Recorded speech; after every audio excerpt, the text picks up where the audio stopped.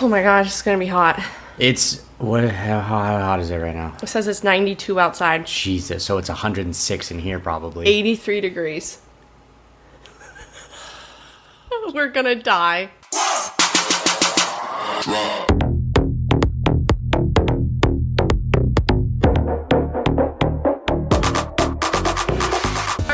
All right. What's up, sports ballers? Sports ballers. Hey, what's going on? All right, I'm just gonna get this out of the way real quick. There might be a time, and I hope there is a time during this recording where I go, "Oh my god," and it's because my ear popped. But yeah, Drew, I don't know if you guys remember, 2 weeks ago we were talking about should Drew go to the hospital. Well, he went to urgent care this morning. 2 weeks later, and well, first of all, I went to urgent care at 11 o'clock. You did go last night, yes. Guess what, everyone? Urgent cares aren't open during normal business hours. That's what the emergency room is for. So I went this morning at 9 a.m. Was seen promptly. Shout out Kaiser. That's shocking. Mid-City. Mm-hmm. I was in and out. And all they said is, buck up, bucko. They literally, they told me to take slightly more than recommended over-the-counter medication. And Des knows this about me. I have to read the safety instructions of any medicine ever. Basically, they said you need to take, it's not this exactly, but 2 Claritin a day. And on the bottle it says only take 1. And they're like, it's safe, I promise. And then they were like, also, you can take a Sudafed too if you want. And I was like, but they say you can't do antihistamines and Sudafed. And she, as politely as she could, rolled her eyes at me and said, you'll be fine. But also, this is the guy that, like, if I don't know, I've given you like a Medicaid or like ibuprofen before, something along those lines, or like a nice supplement, and you are Googling read everything for like an hour before taking it. So when I was sick, I took the first night. I don't like taking a full dose of NyQuil. Oh my God. Normal dose of Which NyQuil are 2 pills. 2 pills. He will not do it. I only take 1 because one, I fall asleep anyway normally. So 1 knocks me out, but 2, second point, and 2, NyQuil scares me. What if I take it and I never wake up again? So, and I told Drew, I said, why don't you do that? If you don't wake up, I can sue NyQuil for you not waking up because they say to take 2. Right, and you can get a big old bag. So why don't you die? I'll collect money in your name. But I also say that to also prove my point that they wouldn't say you should take this if you shouldn't be taking this. There's the cough. Yeah. I also got something for my cough not working. No, it's not. It's been 3 weeks of this, so we do apologize. We do realize it's an audio platform, and he's just hacking up along. I'll do one of these. I'm really glad we just highlighted that right now. Sorry, I don't know. Des, how's your week? It's been so hot. It's been hot. But, I mean, I think we can honestly, we had to cover, Drew and his health, and because that's a weekly thing I'm sure plenty of people are concerned about. Yeah, hopefully by week 6 of the normal season, I'll be tip-top. So we're about 3 months away. Yep. So, but I think we just hop right into what we did last week, which was training camp. We went to training camp in Denver, Colorado. We went on Tuesday. Of last week. And my God, what perfect weather. Speaking of heat, I think all I'm going to think about is temperature this entire podcast because there is a fan going right now. And we were like, do we need this or not? We'll hear a low hum, and it's necessary for our well-being right now. Otherwise, we will pass out 30 minutes in this podcast. We won't get through all of it. Yeah, we're only 5 minutes in, and I'm getting a little bit nervous. So here we are. Schwitzing. Yes. So Tuesday, great weather. Yeah. Went to training camp. Yeah, it was, I mean, I had never been to training camp before, so I only have it to compare to that one time. Des has been several times. So, I mean, from your point of view, how did you feel about it? You know what? Why don't we start with a good? Yeah. Because I'd rather you start. Great. I had so much fun.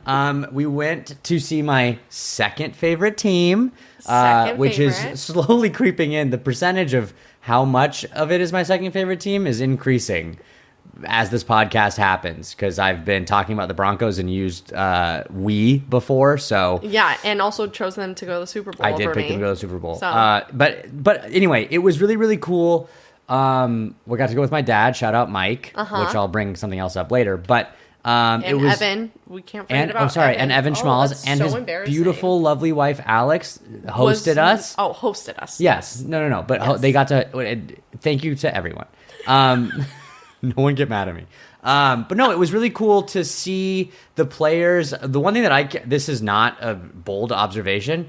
NFL players are huge. That you would not shut up about. They're so big. You're like, look how big Courtland Sutton is. I'm like, yeah. Courtland Sutton is a tall drink of water. Yes, he is. You have to be one of the best receivers in the league. He said that 3 separate times. Some of the offensive linemen, you got to be really big to play offensive linemen.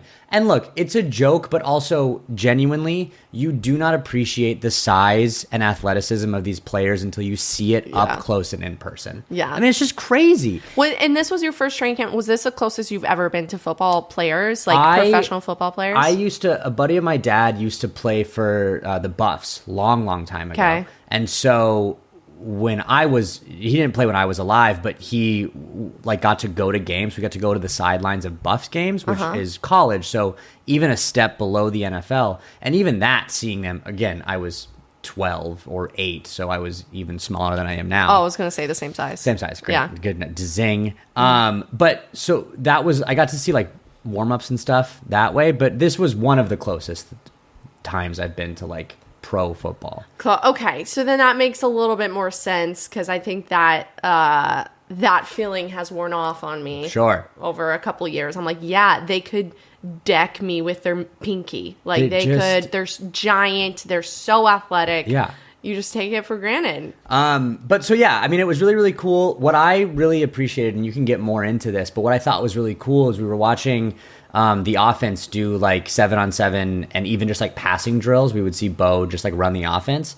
and the amount of times that he would pull Evan Engram aside, and they were having a lot of conversations, and it was just really cool to see that. You don't see that even when you're watching a game, it cuts so many times, but to watch consistently Bo in his second year, I mean, he was pulling players aside, not yelling at them, but asking. You could see the communication, and you could just see the leadership, which I thought was super, super cool. You could see him directing the players. That's what a lot of people are really impressed with Bo. I mean, first year he was already becoming a leader. You could see that he was being more confident and saying, hey, this is what you need to do, to players who have played in the league far longer than him. Mm-hmm. But absolutely this year, I mean, it's his team now, so he is taking full reins, which was cool to see. Yeah, 100%. The last thing that I thought was super, super cool was at one point they politely reminded us they were going to kick practice field goals right at us. Oh, yeah, that was... that was crazy. With zero net. And also, we had a lot of fun. All of the people working the stands were Dude, every single worker... You know what? I'm going to say it. Every single worker at Broncos Training Camp was the grumpiest person I've ever met. And for Colorado people are so well known for being, oh my God, he was the most polite person I've ever met. It's the nicest people I've ever met. Here we are used to being in LA, and everyone's just an asshole. I'll say it. We're so used to that. So whenever I go back to Colorado, I'm like, oh my God, it's so nice. At training camp, everyone hated their lives. All the workers hated their lives. No smiling. Nope. No joy. And so when the field goal portion started, the nicest thing they did was warn us. And this is what they said. They go, we're going to start kicking field goals. They'll be kicking them right at you. Do not stand up, and you have to give the ball back. What? I'm sorry. Ma'am? If a ball hits me in the head, I'm keeping it, and you can pry it out of my cold, dead hands. And they will be dead, or at least unconscious, because you're getting clocked in the head. In the noggin. And then we were like, oh, okay, maybe they'll come close to us. Whizzing by our heads the rest of the time. Yes. And before the ball even hit the ground, they are running around, give me the ball. Which was also so annoying, because if I was running this, which, hey, I should, there's 3 other field goal posts that you can kick to.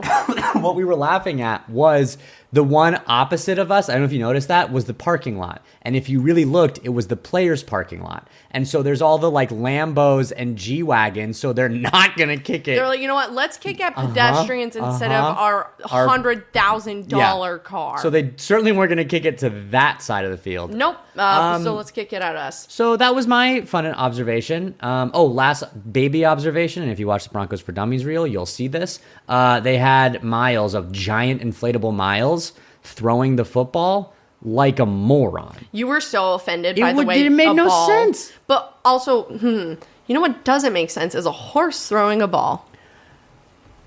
Riddle me that, right? I can't. You got me on that one. We can't. So I know you were so angry about the way he was in throwing the ball correctly, but I think I got to give Miles credit for being a horse throwing a football. You know what, Miles? You're the only horse that stands on its back legs constantly and has opposable thumbs.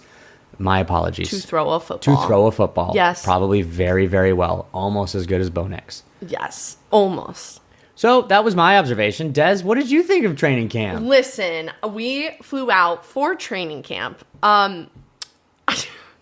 We walk in. Well, first of all, there's a lot of construction going on, so we already knew it was going to be less fans. The past 2 years I've gone, we sit on grass and we're able to get as close or as far as you want. Obviously, the further up, you can see more of the fields.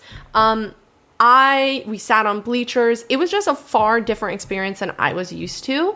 And the number one thing that PO'd me off was that there were no pictures or videos allowed. And I was like, great. So we booked tickets to come out here, granted, to see it, to watch it.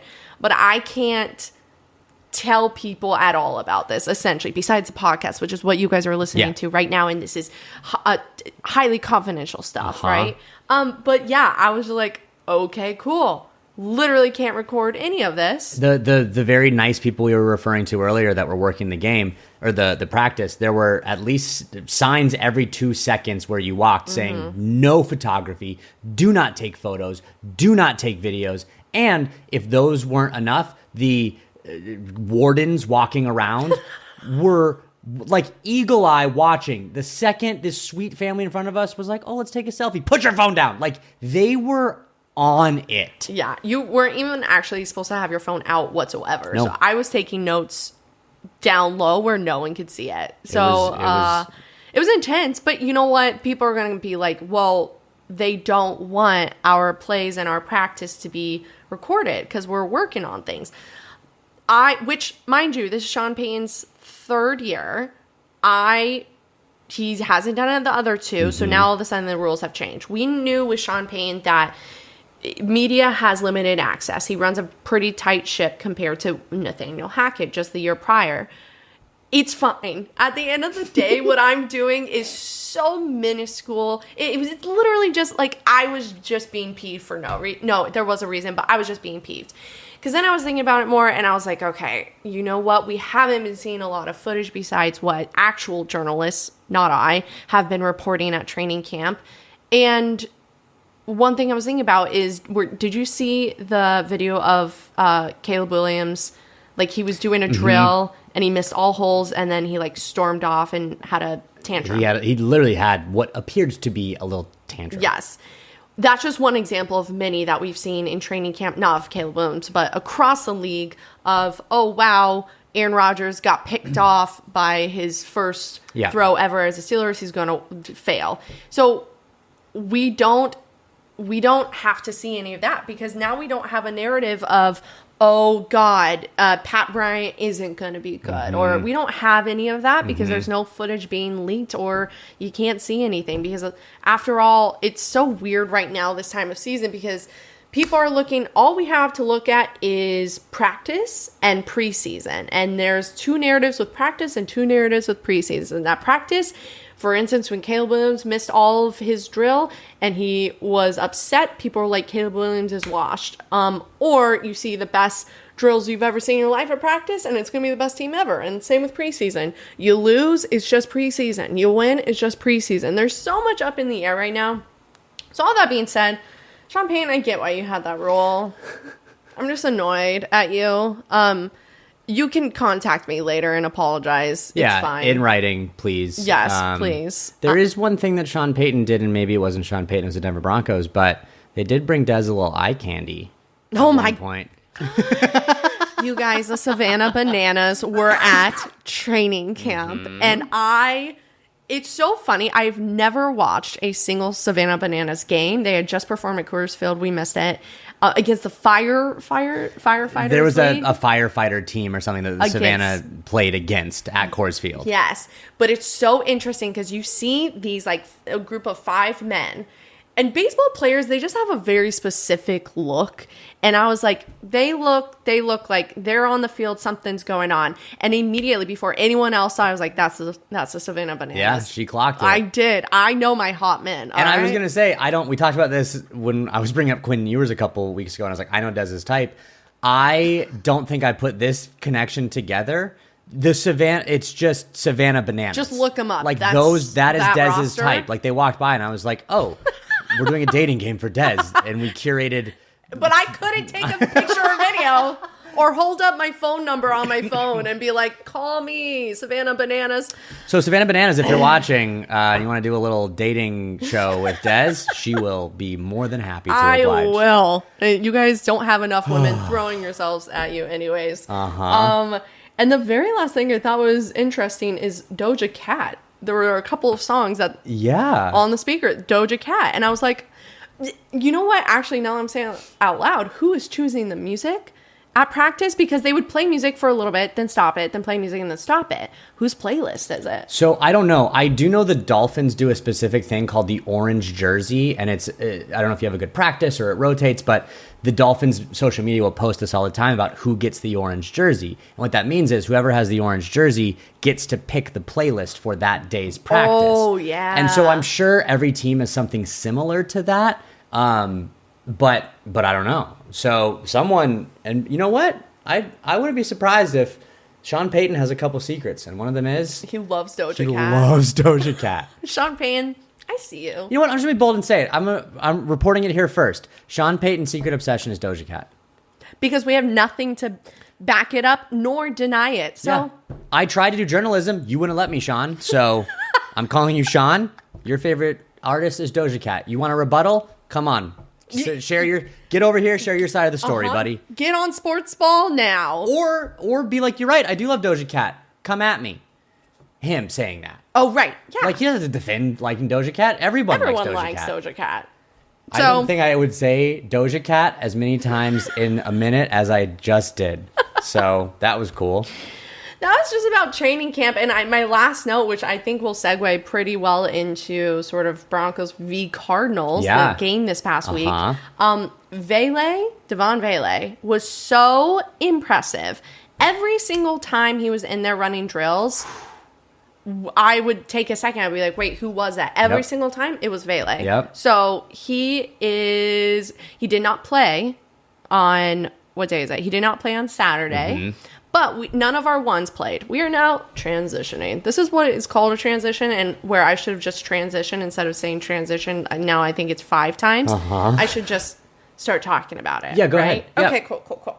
So the ones did not play. So none of the starters, which means Devon Vele was out, Marvin Mims was out, Bo Nix was out, Nick Benito was out, Sutton was out. So basically what that means, you're on the roster. Great. So Vele, Mims, you're good. TG. Evan Engram, though, did play, which, all the ones, Evan Ingram's not a 1. That's curious. I'm guessing this, but also I'm pretty sure they just wanted him to play because he's new, obviously, to the team.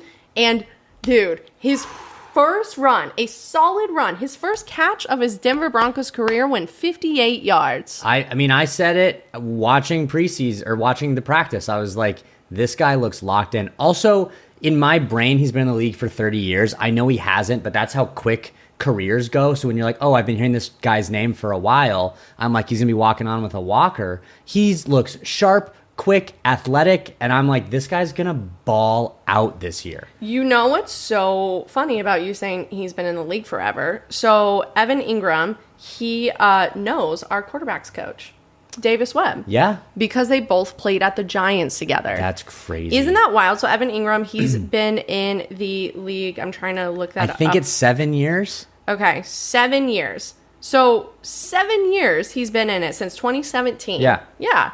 So it's going to be his 8th. It'll be his 8th year. Yeah. Yeah. And Davis Webb, our now quarterbacks coach, who's been with us at least for 2 years, I believe, that they played together at the Giants. But I mean, that also shows how hard it is. I think I heard something because people were freaking out about Ashton, Jeanty, and just running backs in general. Do you know what the average lifespan for a running back is in the NFL? Average. In the NFL. I thought you were just talking about life. No, and not death. like living. Sorry. Okay. The average career span of a running back in the NFL is 3 years. 2 to 3 years. Oof. For the average running back to stay in the league. That's a running back. That's a very physical job. But there are so many people that quickly transition into coaching because they love the game and they're good at it and they're smart, but their bodies just can't hold up. So props to Engram for keeping his body right and killing it. Yeah. So. Yeah. So I'm super stoked that he is on our team. It's going to be, oh my God, it's going to be nice to have a tight end on our team that looks like that. A couple weeks ago, last week, we were watching preseason and you said, I don't know if it looks like your wide receiver room does not have depth. You're like, who's your wide receiver two? Yeah. And what's interesting is I honestly feel after watching that game, we have so many wide receiver twos. And I think Sean Payton's MO, he loves, sort of going through those. So you can never know this is always who Bo Nix is going to throw to. Sean Payton likes to mix it up. Pat Bryant, our rookie, killer game. Troy Franklin, second year, and he went to Oregon with Bo. Yep. He's a completely different player this year. It's unreal. He had a rough for expectations first year, and people were like, oh no, Troy Franklin. And there's been a lot of talk about him really working this offseason, working with Bo. That was another player I noticed at at training camp that was really communicative and working with Bo and had a good training camp when we saw him. I think he's just going to keep going up from here, I hope. Oh, yeah. Our running back room, I feel like it's pretty... A lot of people were talking about the running back battle because we were like, who's going to be the 1 and 2? Who's going to fight for if we have up to 4, maybe 5?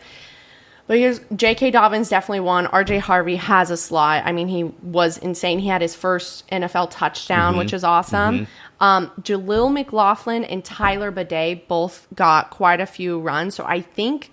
The guy on the outside is Audric Estime and Blake Watson. I think those two, I don't know if they will make it to the roster, but also, what the hell do I know?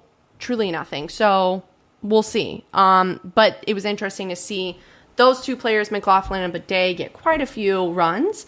We won this game. I should have started out with that. Let's start with, because preseason matters when you win, and the Broncos are 2-0. Yes, we are 2-0. And you know who's 0-2? I believe the Bills. And the Chiefs. So, I feel like we should look at all the preseason records and be like, well, because of these records, that's how the rest of the season is going to go and who's not going to be good, because it makes no sense. Jonah Eliss, my guy.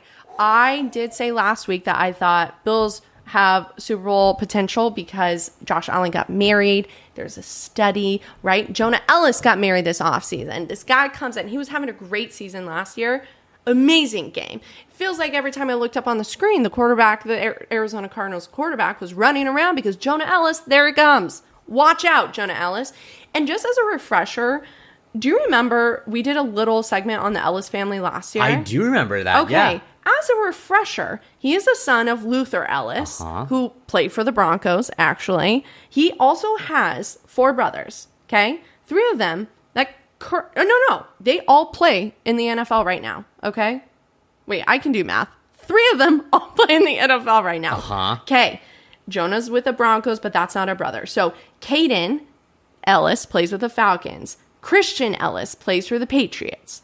Noah Ellis plays for the Eagles. And then obviously you got Jonah Ellis playing for the Broncos. So 4 in the NFL, 3 in addition to Jonah Ellis. Yes, correct. That's where the math got confusing.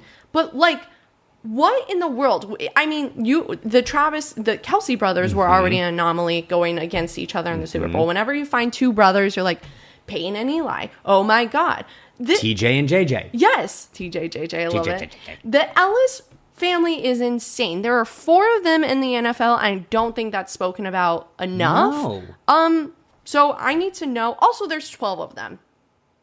12 Elliss children, okay? It's not just them 4.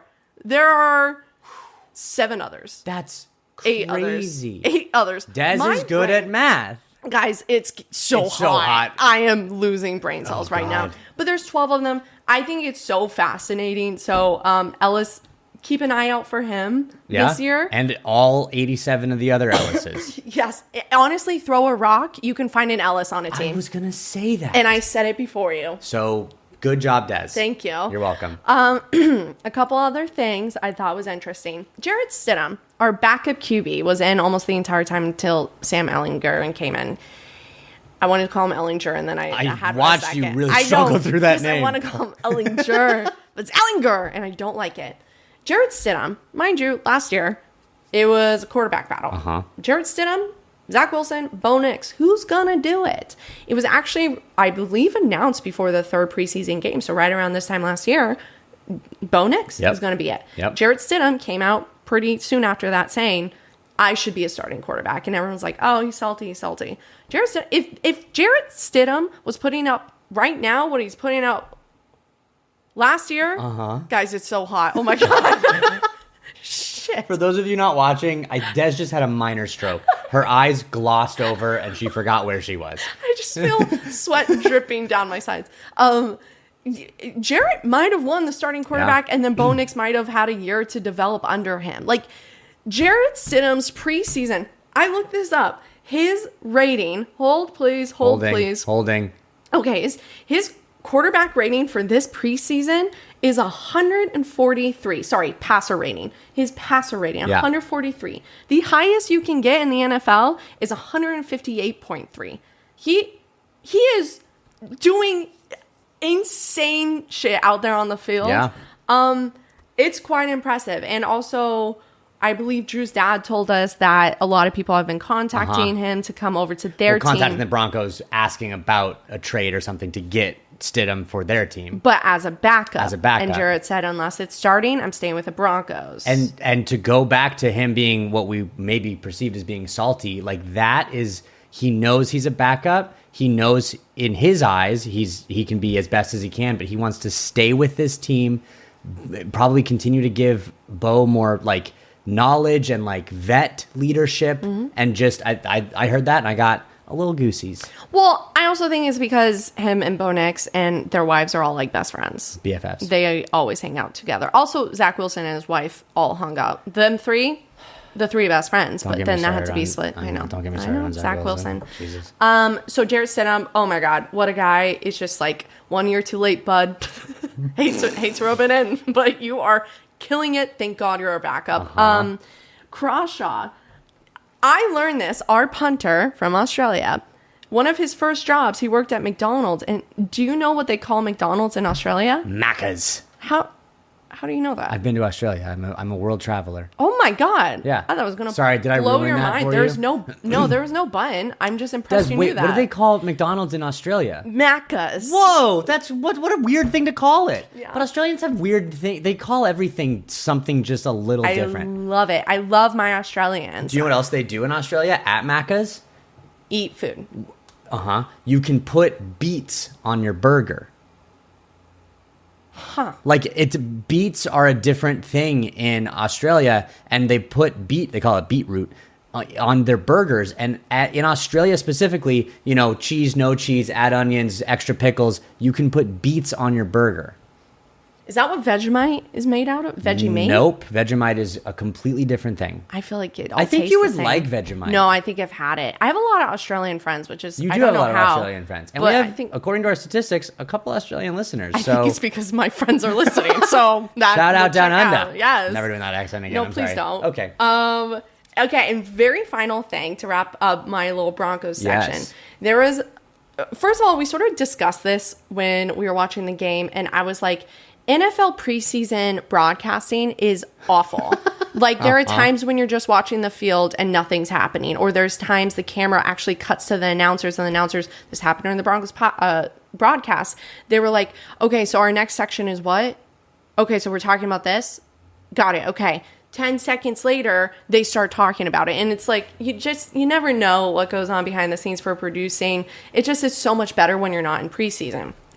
preseason, there was a graphic that popped up of Micah Parsons, and it was a quote from his podcast, The Edge with Micah Parsons.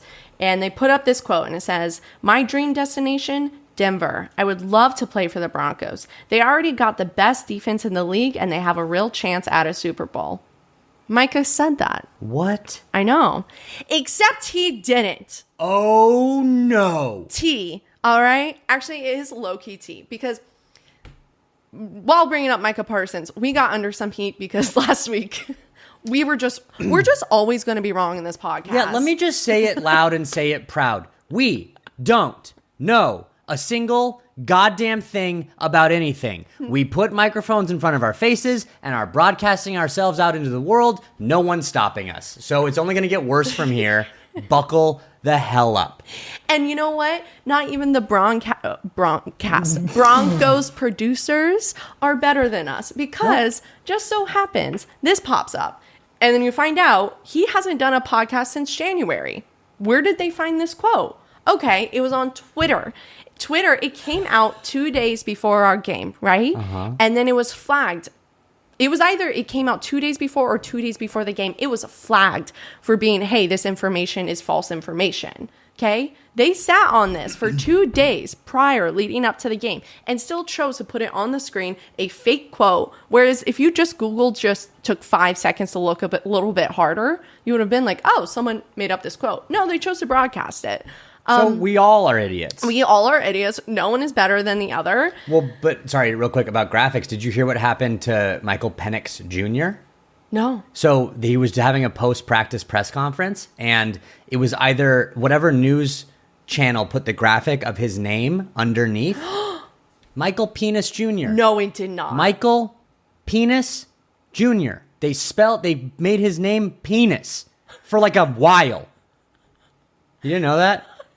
I thought someone made it up. Like, I saw a meme, but I thought someone memed it. I think it was, I mean, believe everything you see on the internet. Absolutely. I saw many people post it, like reputable people post it. So I think it happened. You heard it here first. Guys, the heat is getting... You heard it here first. We think it might have happened. Holy cow. Okay. Well, that's all I have for the Broncos portion. Talk about heat. Let's go down to South Florida, shall we? I am currently fanning myself. Take a break. I'm gonna take the lead now from here. Yes, please. So what? Okay, great. I might get my neck fan. Yeah, Des has a neck fan. Keep going, Drew. Do you really gonna get your neck fan? I'm gonna go get my neck fan. All right, this has never happened. We're on episode 6, and I'm running solo here. So, what's cool about the Dolphins? I don't know why I'm yelling too. I'm yelling so Des can keep hearing me. It doesn't matter. Wow, this is scary. Anyway, the Dolphins... It's fine. I know. The Dolphins moving into their second preseason game had their second joint practice of the season. Their first one, famously, practice with the Bills. How you feeling over there? I think this is probably going to pick up on the mic.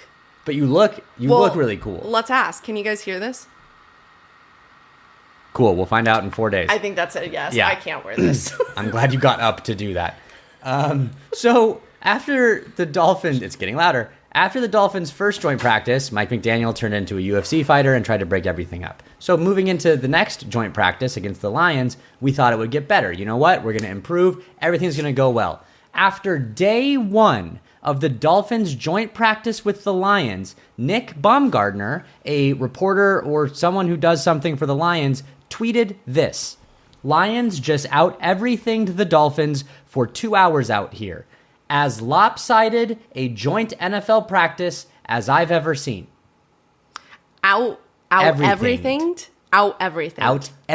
So that means they were drinking water better than the Dolphins. Whoa. That means their swag was better than the Dolphins. Well, that means their jewelry game was probably better than the Dolphins.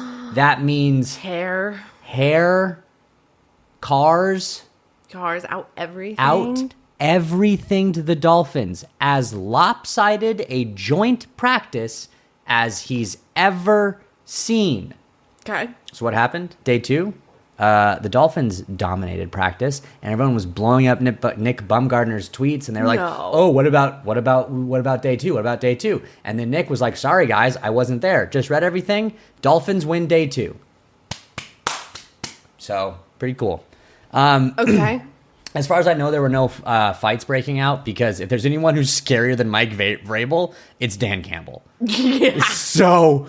Well, sort of. He's like a nice, like, Santa. He's like, oh my God, that Christmas movie where Santa goes on and he's like, he has guns and he's like, it's not bad Santa, but it's like... The one that just came out with The Rock? Yeah, something like that, where like Santa goes on, he has to rescue people because they get captured. I don't think that was and he has like machine guns. That's what Dan Campbell is to me. He's a Santa with machine guns? Santa with machine guns. Okay. Just physically, I think Mike McDaniel is the size of Dan Campbell's right calf. Do we think Mike Vrabel or Dan Campbell is bigger? Because they both played football. That's a good question. I can look it up while I continue to talk. Okay. So anyway, everyone was freaking out, sounding the warning alarms about the Dolphins sucking, which they've been doing for a while. But the Dolphins won preseason game 2 against the Lions. And it was a pretty back and forth game, but... Oh, well, go ahead. Dan Campbell is 1 inch taller than Mike Vrabel. 6'5" versus 6'4". Do we have weights on either of them? Oh, weight class? No, don't worry about it. Yeah, we don't look at people's weights. No, we're not weight shaming. Or weight encouraging. Whatever.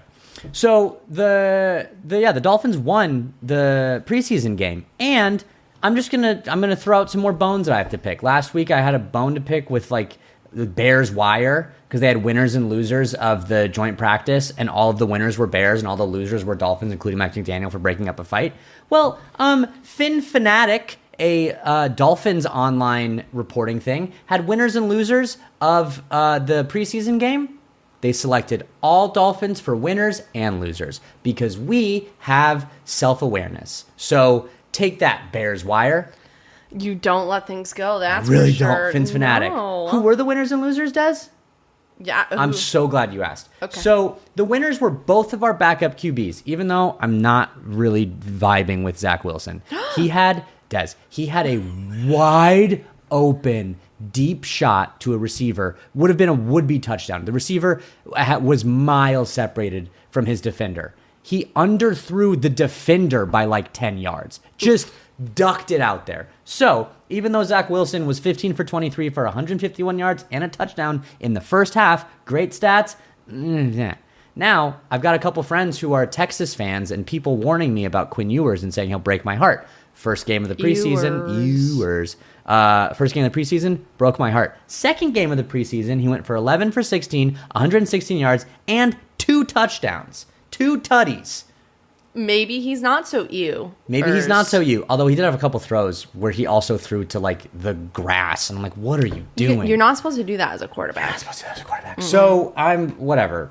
Our backup situation is not good, but Drew's Dolphins depth chart, QB1, Tua. QB2, Quinn Ewers. I'm going to say it right now. Even though we're paying Zach Wilson $6 million to be the backup QB. And you know what I learned today? We're paying Zach Wilson $6 million for 1 year. According to what Jameis Winston got with the Giants, we could have paid Jameis Winston that same amount of money for 2 years and had a better and more entertaining backup quarterback. You would have wanted Jameis Winston on your team? Uh-huh. Wow. Yeah, but who doesn't want him on his team? I don't. As a backup? That'd be so much fun. I mean, Sean Payton would never. I know, but Mike McDaniel would in a heartbeat. Oh although he didn't, apparently. Well, no, because he has to be the jokester on the team. I know. He can't have Jameis. So anyway, moving on real quick. The other winners were Ollie Gordon, who was our 6th round pick this year.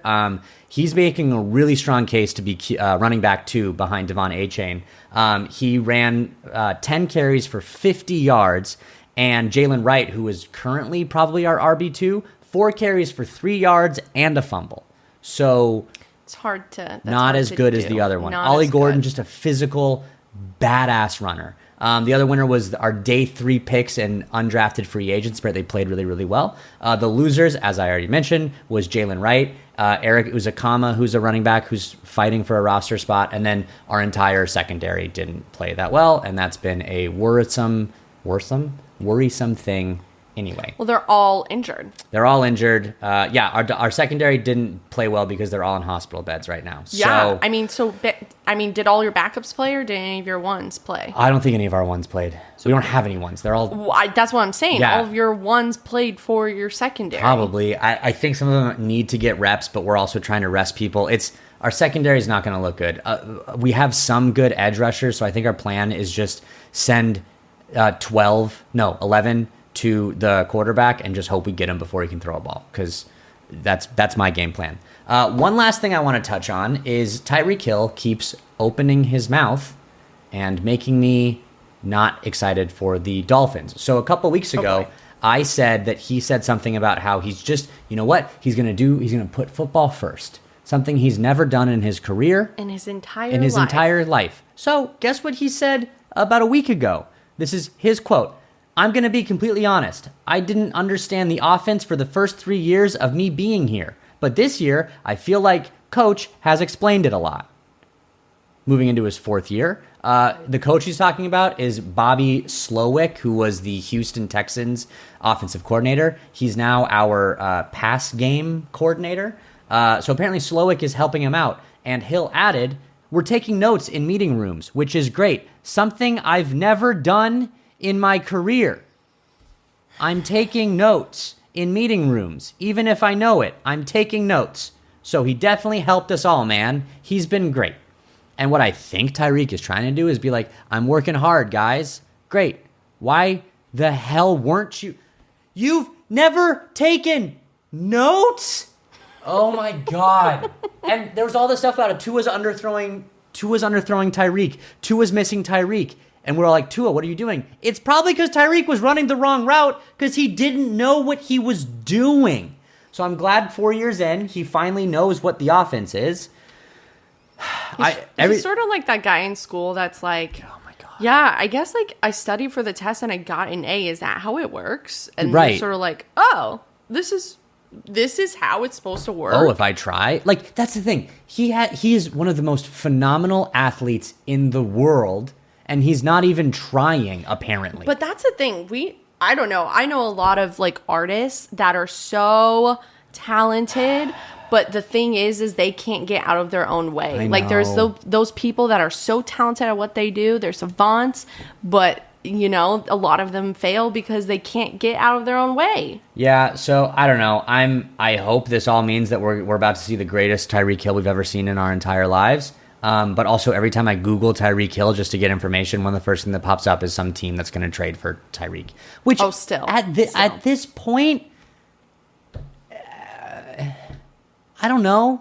Really? What is?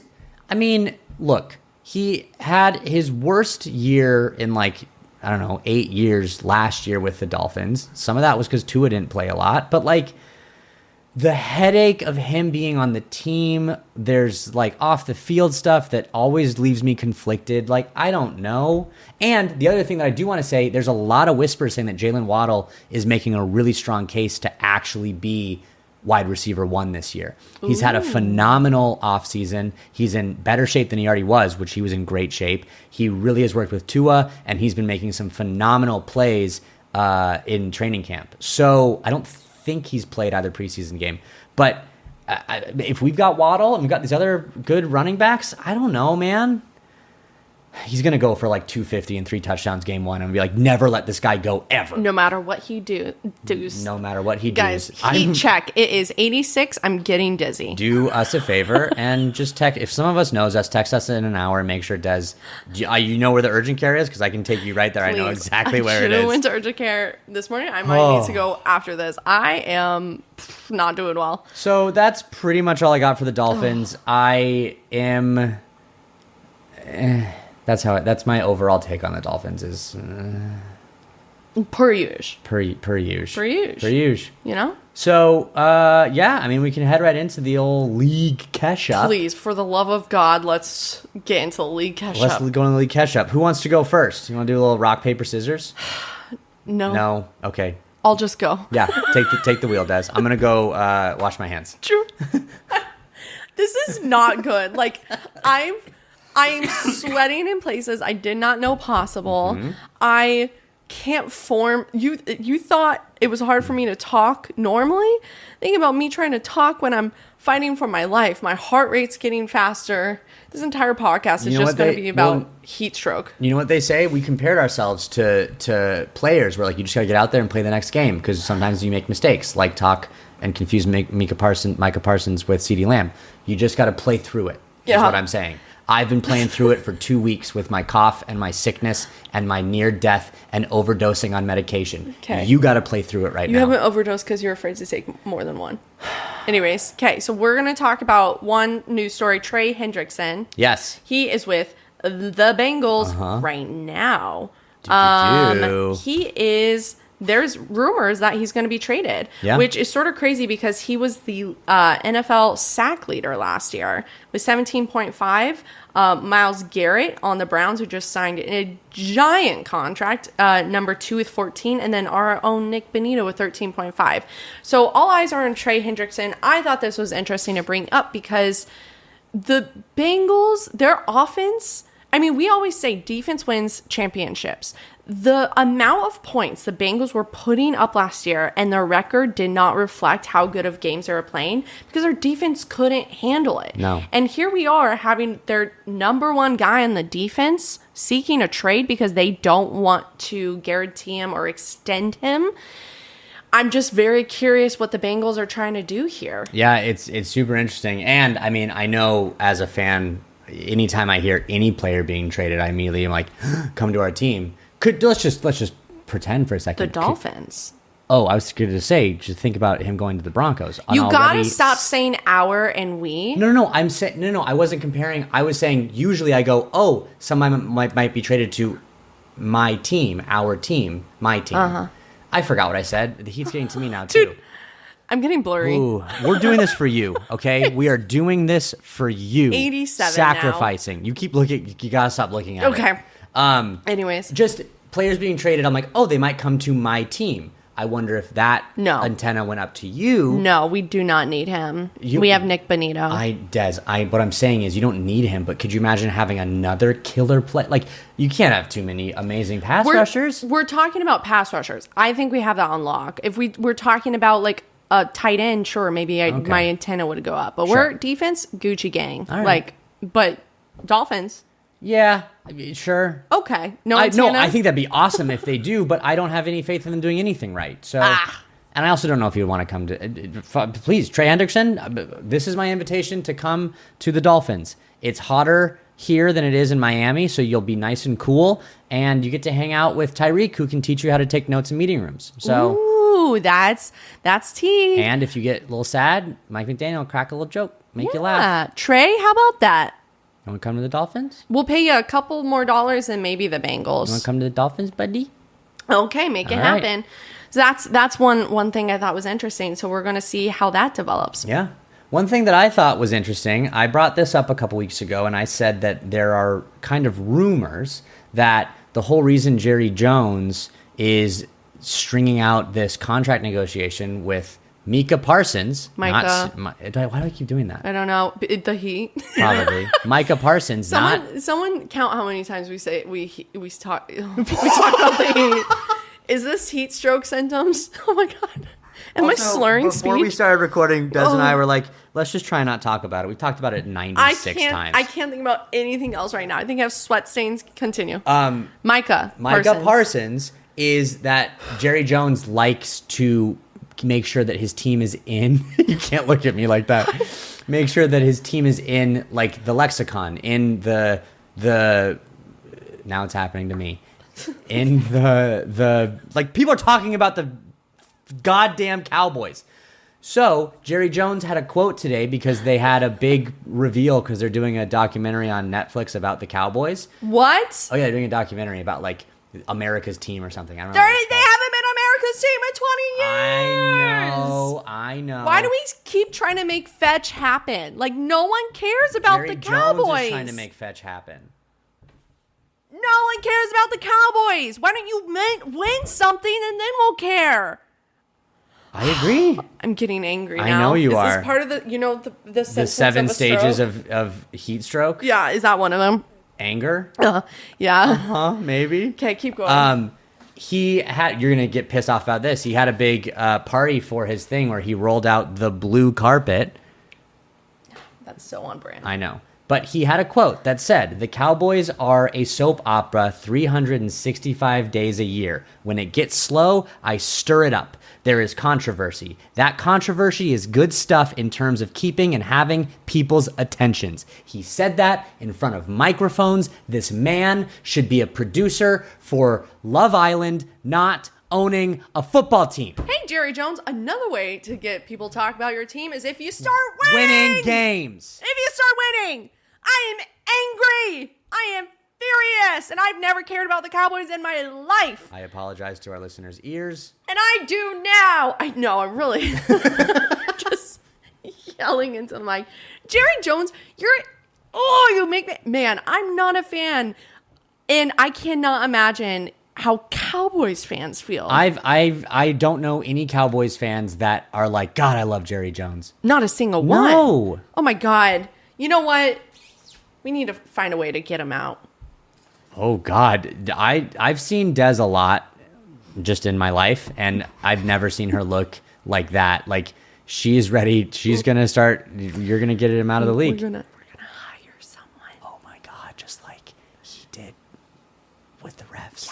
Yeah, we're going to hire someone. Get him out. Breck, come here. Breck, come here. His breath is really hot. The dog just breathed on me. I need you to do me a favor.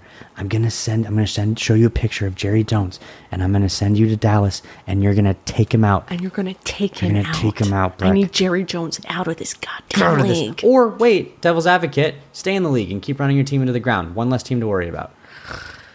Yeah, I mean, they're so out of sight, out of mind, typically. No one cares about the Cowboys. A lot of people care about the Cowboys. Breck, I know, I am panting too. Sorry, buddy. We're getting through this. Okay, next. Is that all you had? That's all I had. Okay, we're getting... Well, I had a little bit. Des had much more about that topic than I thought was going to happen. This episode is the most unhinged episode we've done in all 400 episodes we've done so far. My last thing, Raiders versus Niners. Okay, you know what? It's going to be really interesting. The AFC West, there's a lot of question marks, right? Yeah. We got Bo Nix year 2, Chargers, like, not as many question marks. They're a little bit more solidified, but they're looking good with Jim Harbaugh. Chiefs, okay, whatever. But the Raiders, we got a new QB, new coach, and then we got Ashton Jeanty. Now, technically, I'm just going to call something out. I know what you're saying, but you keep saying we about the Raiders. Dude, I can't even argue with you right now. I'm not even mad. Is this the 5th stage of heat stroke? Is when I just say you're right? I don't even care. What are we talking about? Oh my God. The Raiders. Okay, Ashton Jeanty, who should have been a Broncos, but whatever, Raiders took him before us. Did not have a great game week 1. So people were like, was he really that great? Dude, I'm slurring words. It's okay. Come on, Des. Come on. 8 more minutes. Play through. This week. I am so sorry, everyone. Do you want to pass the baton? I can do this. This week. This week, I was watching him play the Niners. Which, mind you, obviously we played them last week. Ashton Jeanty created a fear in me that fear has only been replicated by Derrick Henry. And that makes me nervy. Okay? Because he's in your division. You're going to play him 2 times a year. Twice. And we have a freight train coming through.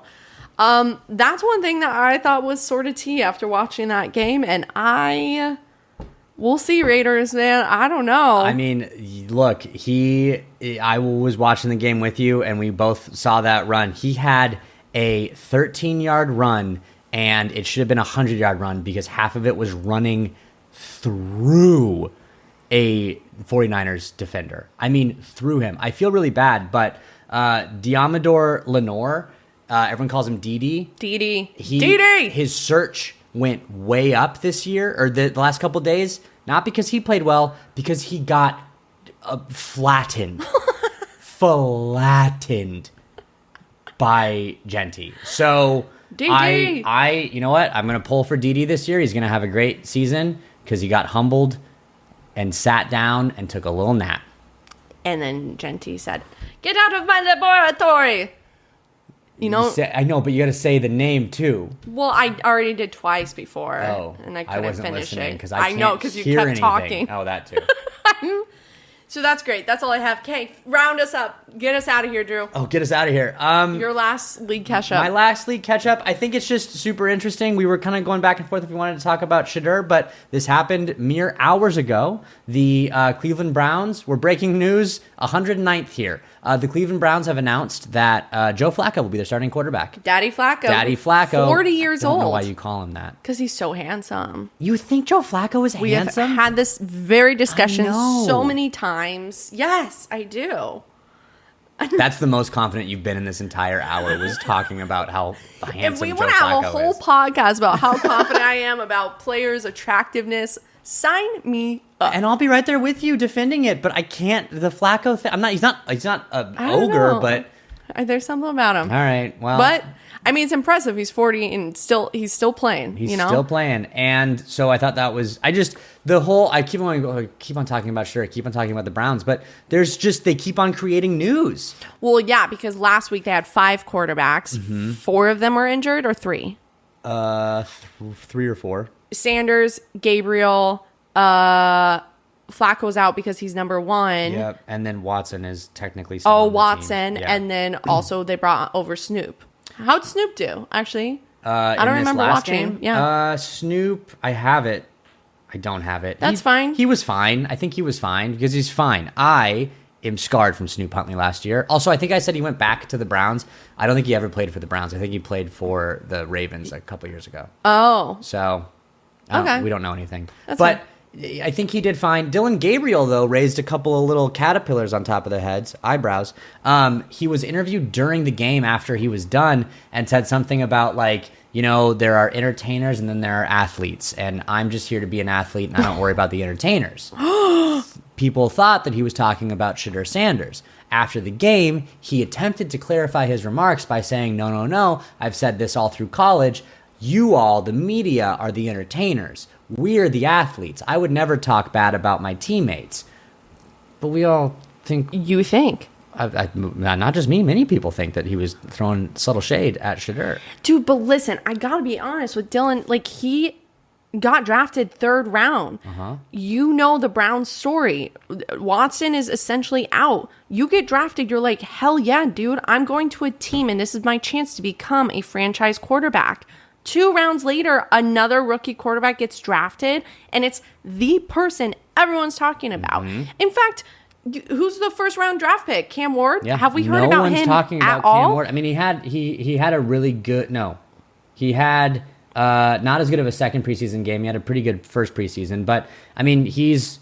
No one's talking about him. No one's talking about him. So, no one's talking about Dillion Gabriel. You know what I mean? Like, I understand why he would be irked about this, but sure. I mean, that's tea. That's tea if that's what he meant. Also, a little slight baby tea, because we didn't talk about this because the game hadn't happened yet, but Shedeur confronted a reporter after his first game, Tony Grossi, and basically was like, hey man, why do you hate me so much? And it was like super chill and polite. Like, if you watch the video, he's like, Tony, come on, like what do I gotta do, man? Why do you hate me? And like, it was a very lighthearted, like sweet confrontation, but I just thought that was funny, and I thought it was another like good, because so many people hate on Shedeur, and it was just another side of like Shedeur just being like, he could have been a total dick about it, but he was just like, come on man, love me. Yeah. So I don't know. I think we're talking about the NFL, but I can't remember. You are so blurry in my vision right now. Blink your eyes, that'll help. There you go. Did that help? No. Okay. Is the room spinning, or is it just Actually, me? I was going to be honest. I'm like just now like locking in, so I could go for another hour if you want. Dude, I started clocking out 25 minutes ago. You clocked out when you left me alone at this desk. Dude, and you had to speak for 20 seconds on your own. It was the longest 20 seconds of my life. I just, newsflash, you typically do that during this podcast, and I just let you go. I'm just sitting here. I've never gotten up from the desk.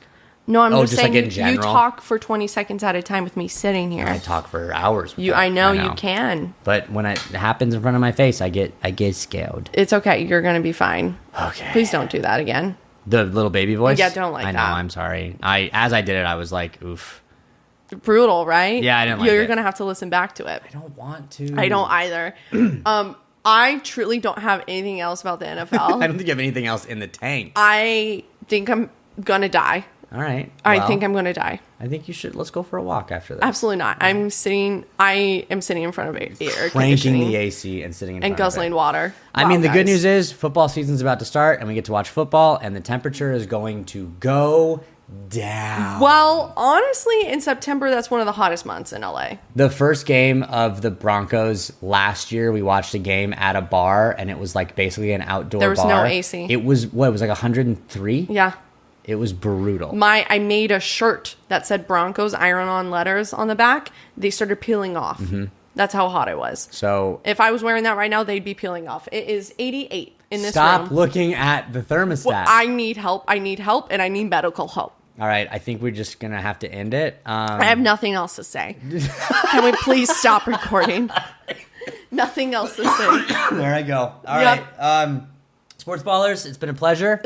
And as we always say, go Broncos. Dolphins. Get me out of here.